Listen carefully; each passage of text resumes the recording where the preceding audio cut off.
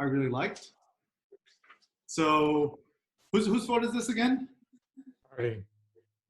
Yo, okay, so everyone looking at this picture, if you guys could create a story, what is the story of this picture? It's a dude that lives in his car. Where is he? The stakeout. Well, Where is he? you want me to say this was in Palm Springs. He was his wife was shopping and he was parked outside the store. Okay, what iPhone does he have? Oh, I don't know. 6S. What color? It looks not quite black, maybe blue. Space gray. Space gray, okay. Oh, I can see. He's reading the Shabbat schedule, so I think he's Jewish. Oh, that's cool. Can you guys read that? Shabbat schedule? Holy moly, that's cool. Okay, right? So when I look at this picture, this is another activity you guys could do too. You could do this on your iPhone. So do you guys know how to do screenshots on your iPhone or your iPad? So push the home button and the power button at the same time, and you do that. And then what I like to do is I'll just kind of crop the image. And then by default, I have the red pen. Essentially, this is a more ghetto way to draw the basic composition that I like in the photo. And to me, the benefit of sketching your composition, it kind of gives you a better sense of what your image is about. And and the fun thing with photography is that sometimes you make a great composition without intending to do so, but that's not really a big deal. To me, intentionality in photography is not that important. It's more important that you're having fun.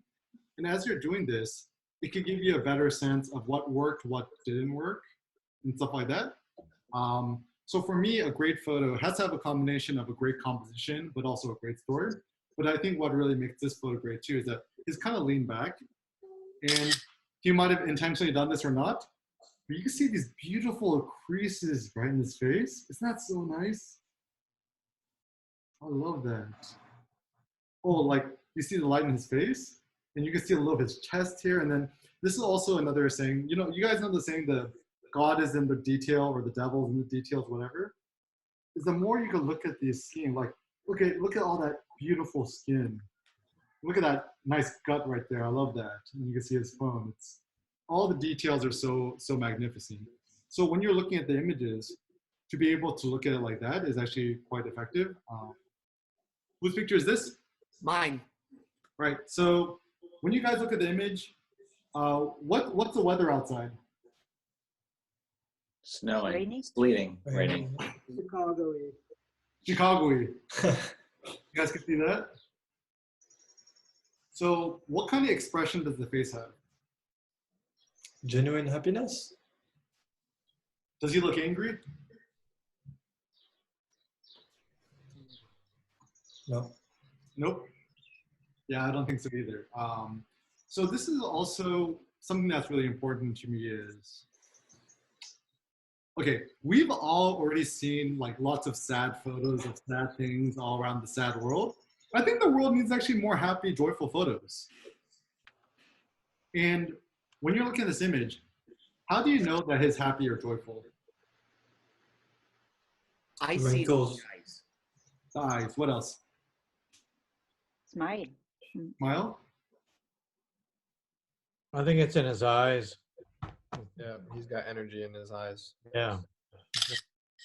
All right, so I'll give you guys some tips. So whenever you take a picture that you really like, and then it makes you feel good, just ask yourself, why does it make me feel so good? So this is the things. And this is how you know if someone's really happy or not. You can see the smile in the eyes. You guys see that? That's a sign of a real smile. So the next time you try to pick up somebody and then you're not sure if they're really into you or not, look at the eyes. And also when people are a little happier, the nose actually flares a little bit more, and also the eyebrows get bigger. And also this kind of smile is very nice too, where they actually show the teeth, like very genuine. And the lower lip actually goes a little bit lower too. So question, if you take this, so I'm gonna bring this into PROCREATE. So a question that comes to my mind is, how could we how could we maybe improve the composition of this image?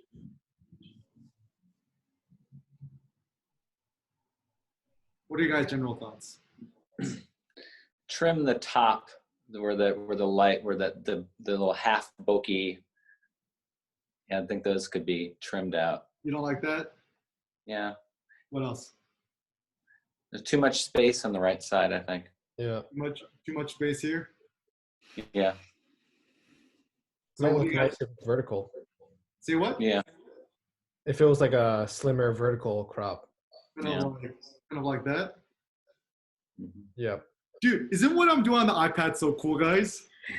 Yes, it This is. is fucking cool, right? All right. If I don't, if oh man, this is actually very exciting. I love the iPad. If you don't have an iPad, you can buy one for like $100. Okay. So what you could, so then now let's say we crop the image, crop and resize. So kind of something kind of more like that. How's that? Yeah. So this is actually the tricky thing is that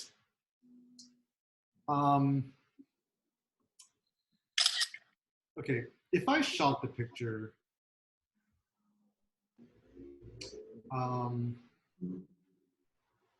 okay, so one thing that's always very interesting to me is what's important and what's not important in the frame. So for me, I don't really care about his clothes. To me, the clothes are not that interesting. Also, to me, the hat's not that interesting. And actually, none of the background's actually that interesting to me. To me, it's all about this face, right? And so if it was me, and then obviously, this is a nice thing with photography. You could go back and you could shoot this kind of picture like a trillion times. Get as close as you possibly can and fill the frame with his face. So so generally, like, I don't think there's nothing really wrong about cropping, but I think it's actually much more interesting is that if you use a really wide angle lens and get very close and fill the frame like this, to me, it's the question is, what is really essential in the picture and what's not? So even looking at this picture, right? I could, in theory, black out everything in this picture.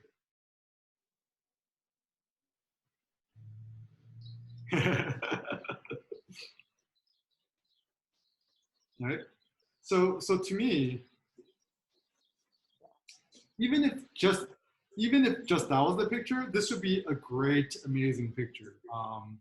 And there's this general bias in photography and street photography that like, oh, if you shoot street portraits of people looking happy, it is not a legitimate artwork. And I'm like, no, dude, if you think that, you have no soul. Like we got to make photos that put us happy and make us in a good mood.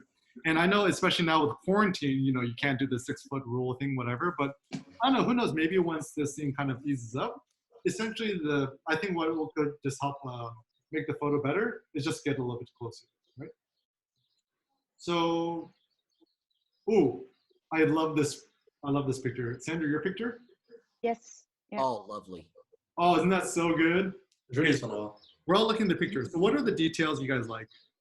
I like the basketball hoop in the back. Kind of like kept my attention along with the lady. This one here? Yep. What else do you guys like? And shadows of the Yeah, and I love bare trees. Or is that what they are? Yeah. Yeah, these are trees, yes. Yeah, the shadows are great.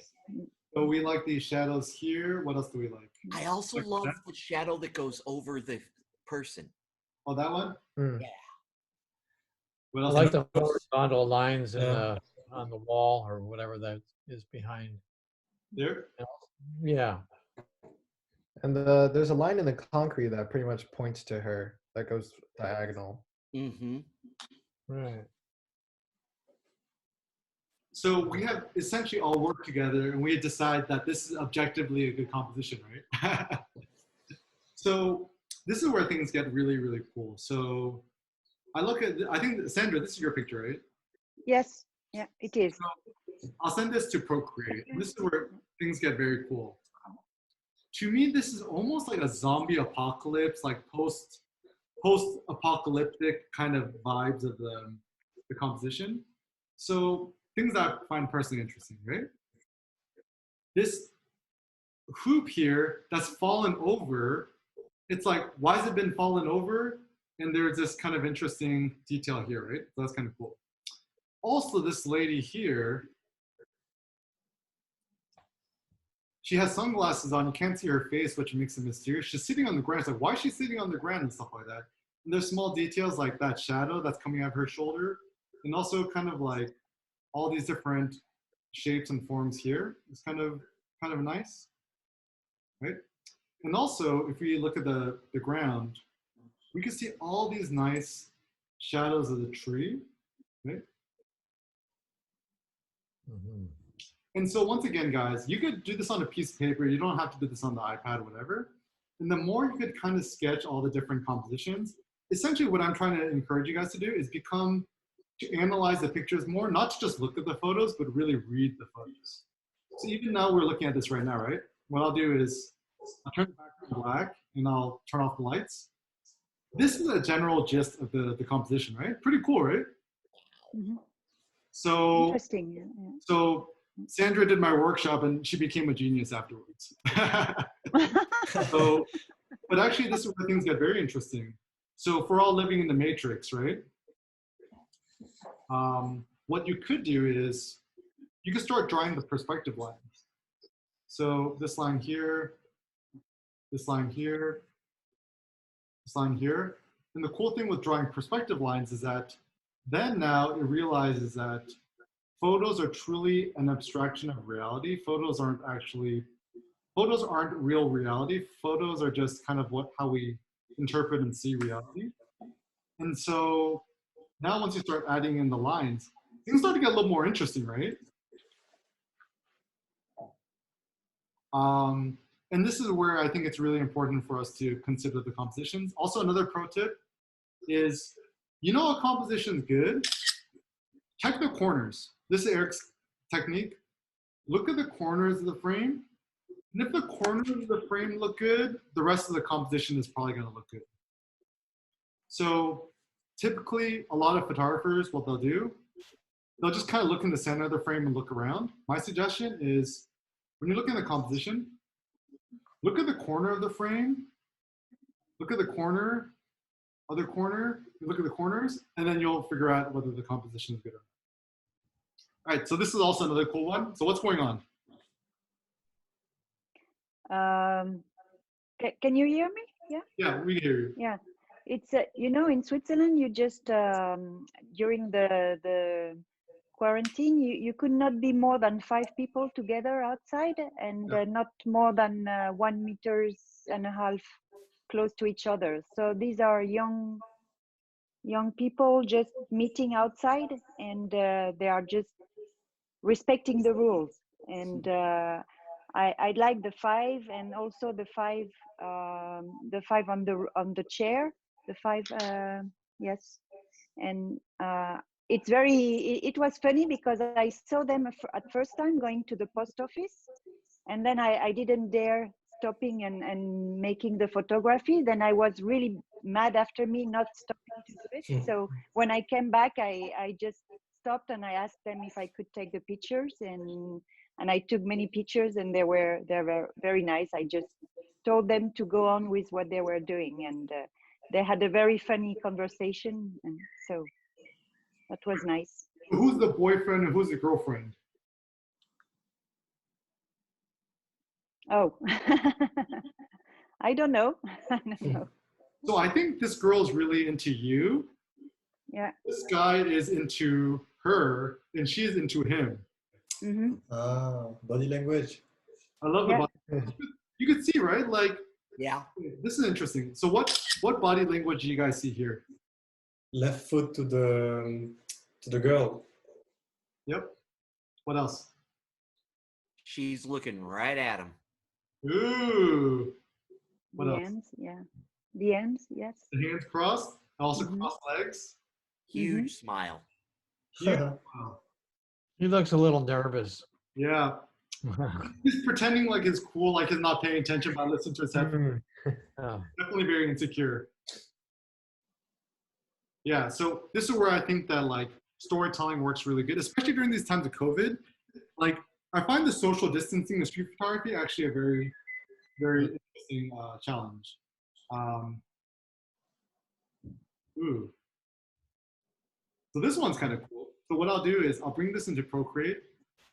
So this is actually another fun technique we could do. So whose picture is this? It's mine. All right. So question, guys. What colors do you guys see in the frame? Blue. What else? Good. Pink or peach. Green. Olive. Okay. Red, yellow. So I'll show you how you are an artistic painter genius. All the colors you've chosen are very nice.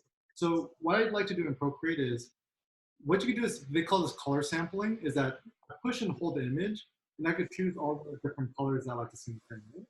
So I like the shade of blue, so I push and hold that.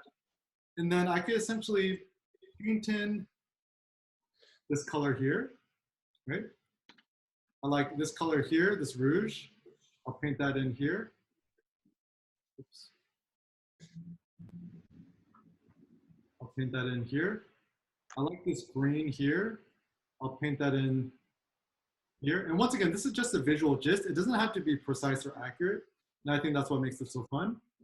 Is that, you know, I like this color here.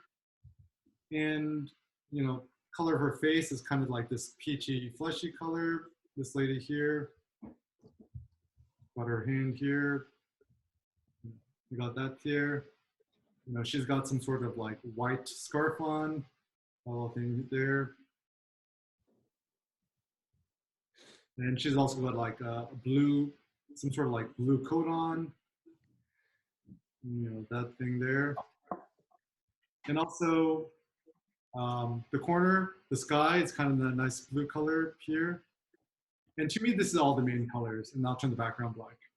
So generally, oh, it's kind of cool, huh? Wow. Artistic genius. Yeah. The next Van Gogh. Yeah. So that's pretty cool, huh? Mm-hmm. So now that we have abstracted the composition, what is the general direction of the composition in the frame? What direction is this lady moving? To the right and towards the photographer. And kind of toward the photographer, right? And also things which get in is that you can start to think about perspective lines too, because in the background, you have the leading lines here, right?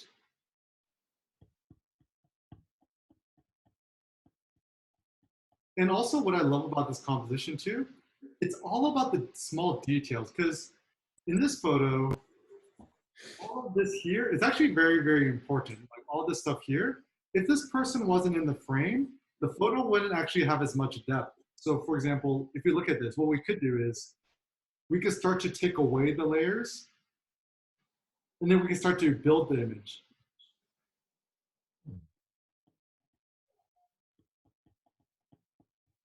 Interesting, right?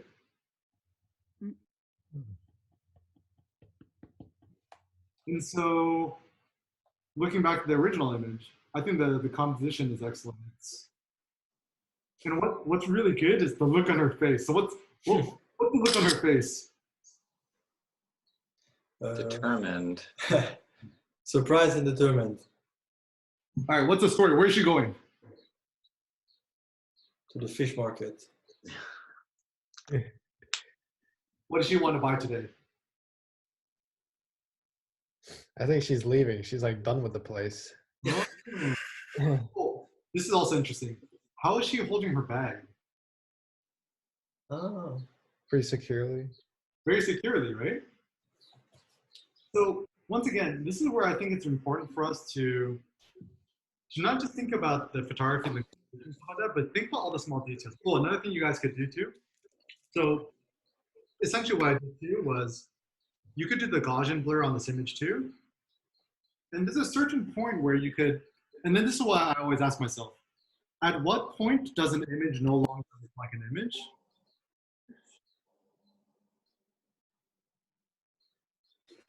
So here, can you guys just see the colors? The colors look nice, right? Mm-hmm. So once again, if we just look at the colors here, you have this nice blotch here, right? Nice color. Nice rouge color here. Nice blue here. And you could notice that the blue here is actually brighter than the top left corner. Mm-hmm.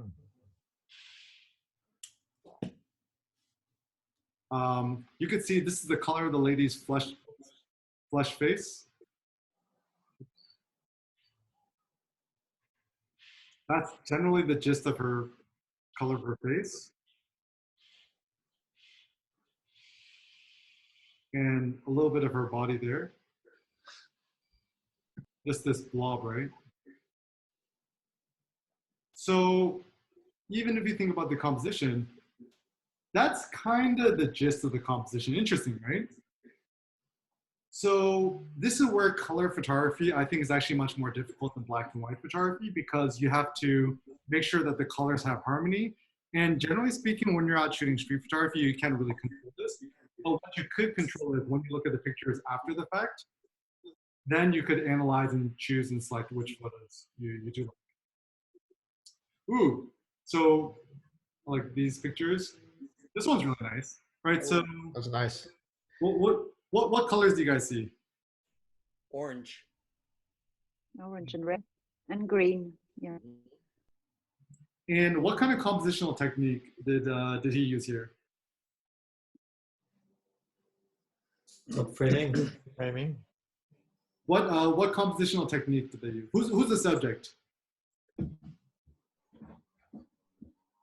woman. Yeah. That's nice, right? And what color is this girl wearing?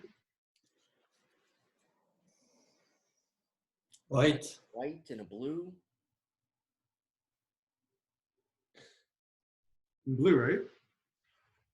What color is her hair? Black.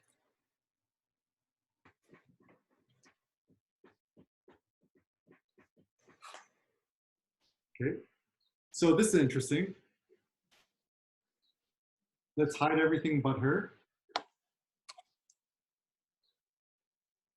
So this is also one thing to think about too, is here's the size of your frame. And that's about the size of your subject. Interesting, right? So now we take it back to the real composition. So what colors do you guys see again? Orange, green, red. White.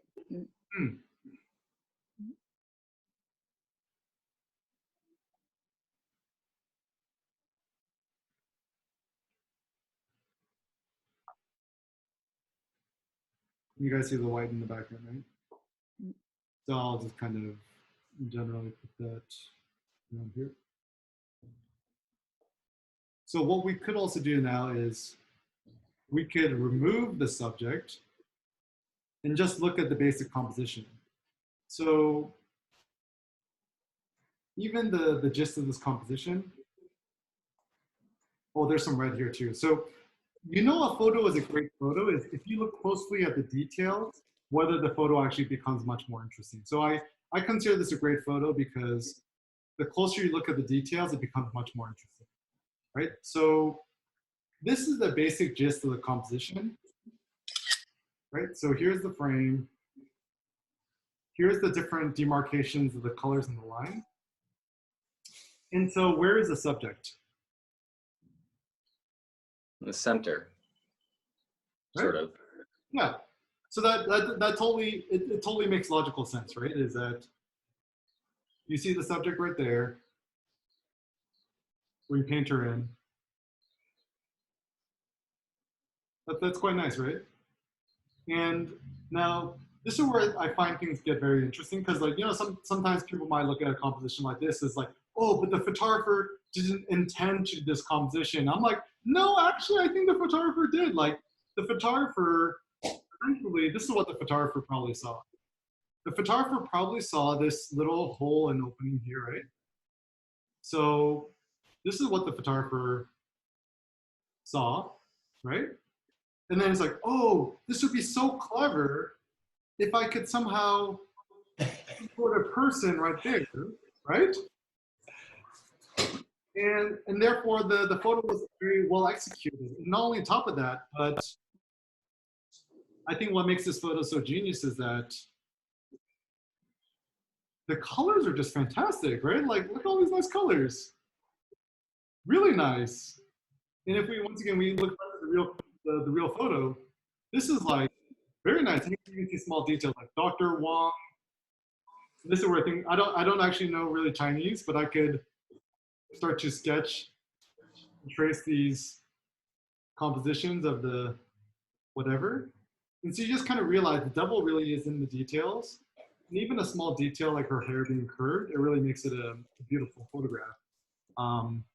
And one thing we could also do is we could inverse the photo. So now we've inverted the photo. Surprisingly, it actually makes the composition a little easier to see, right? So this is where things get interesting, where you could do this in Photoshop or you could do this in any sort of image editing tool that you got. By inversing the image, it makes it easier to study the composition. Or once again, we could do the Gaussian blur and do this blur effect. And we could kind of get a better sense of the colors of the frame. So I consider this a really great photo. Also, this photo, I think, this is one thing that I'm also very interested in is when I'm looking at a picture, thinking about the composition. So this is kind of the 50% margin in the frame. This is the half margin in the frame. And the horizon of this is about here. So my critique of this image is there's too much blue space in the sky. Typically speaking, I think I want more, you know, like in my eyes, I would prefer a little bit less.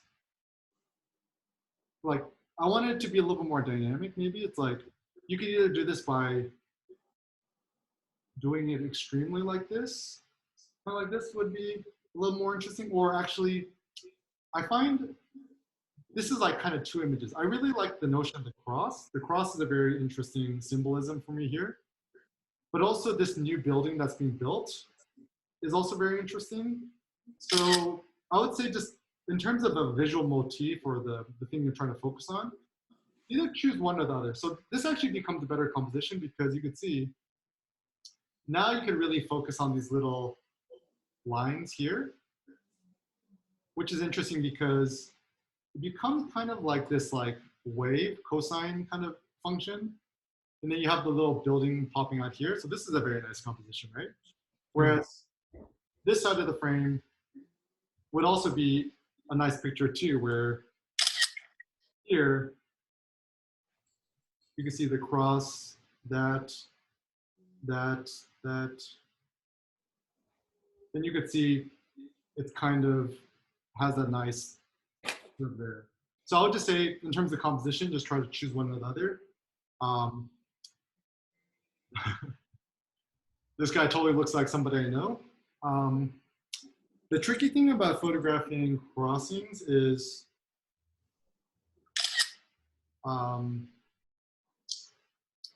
I wish this guy was a little bit more placed about here. So if the photographer kind of took a step a little bit more to the left, I think the composition would be a little bit better. So essentially, this is a tricky thing, is that composition, right? So this is my thought. All this stuff here is really not that interesting to me. Like you could eliminate this, it's not that important. To me, this photo is kind of more of like, I would prefer it, it feels more like, kind of like that. And you actually had a little more negative space here because this photo is more about this guy here on the left side. And I would think that this would actually make a much more dynamic composition because I feel like this picture, it's powerful because you have this guy making eye contact with you, but having a little bit more negative space on the left side of the frame, I think would make this a much more effective composition. So just think about like with eye contact with your subjects, where to essentially put your subjects. Also, these kind of minimalist pictures are really important now in the time of COVID. This is another project you guys could do is do a project on empty space. And when it comes to empty spaces, because like, wait, so who here lives in Chicago or New York? New York. Dude, how empty are the streets of New York right now? Well, sort of deceptive. For me, it's deceptive. I live in Stuytown, which is this big housing project around Gramercy, or more towards the East River, and there's a lot of activity here. Okay, So it feels almost normal. But of course, when I do sort of stray a little bit further afield, it's kind of shocking how empty the streets are. Okay.